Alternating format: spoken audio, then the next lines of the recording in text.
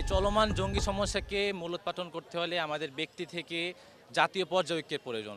আর এই ঐক্য যে প্রয়োজন সেটাকে আমরা জাতির সামনে উপস্থাপন করতে আমরা সবাই আজকে এখানে জড়ো হয়েছি। শিক্ষার্থীদের ভূমিকাটা কি থাকতে পারে?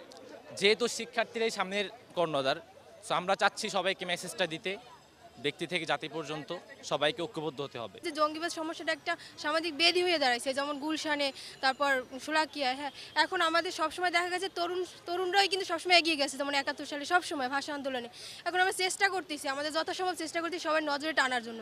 আমরা তাদেরকে বুঝাবো, আমাদের সহপাঠীদের যারা এই দিকে জড়াতে চায়, আর সবাইকে বুঝাবো যে সন্ত্রাস কখনো শান্তি আনতে পারে না।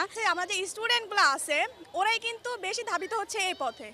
তো দেখা যাচ্ছে আমরা যদি মানববন্ধন করি তো অনেক স্টুডেন্ট কিন্তু এতে সচেতন হবে। আমরা সচেতন বলেই এখানে এসে মানববন্ধন করছি। আমরা এটা বিশ্বাস করি যে এভাবে আমরা স্টুডেন্টকে কিছুটা পৌঁছাতে পারবো, এবং যারা স্টুডেন্ট যারা আছে আমাদের মতো, আমাদের শুভাকাঙ্ক্ষীরা এটা বুঝবে এবং তারাও ওই পথে আর যাবে না। আমরা যদি নিজেদের দিক থেকে নিজেরা সচেতন হই তাহলে অবশ্যই এটার ফল আমরা ফলপ্রসূ কিছু পাবো। এর কারণ হচ্ছে আমরা যখন একটা ছাত্র সমাজ আমাদের থেকে শুরু হয়, আমরা যদি এই ছাত্র সমাজটাই সচেতন হতে পারি, দেখা যায় আমাদের স্কুল, কলেজ, বিশ্ববিদ্যালয় এবং একসময় আমরা যখন হায়ার এডুকেশনে আরও বেশি যাই, তখন দেখা যাচ্ছে আমরা এই ছাত্ররাই একদিন, ছোট ছাত্ররাই একদিন সেই বড় বড় পজিশনে যাচ্ছে এবং বড় বড় কিছু করছে।